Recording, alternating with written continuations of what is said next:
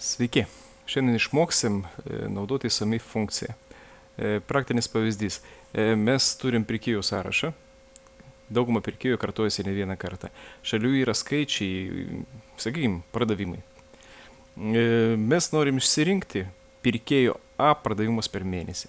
Tam mums labai lengvai padės padaryti SUMIF funkcija. Ištinam funkciją ir jie iš naujo suvedam.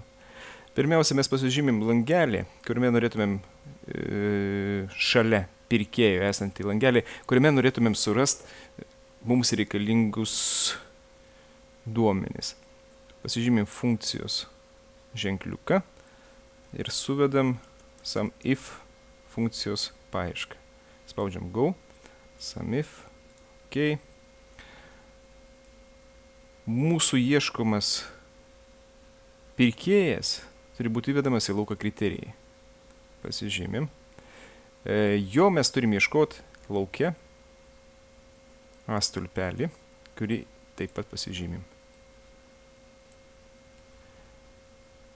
Mūsų reikalingi duomenys yra pažymimi SUMRange. OK.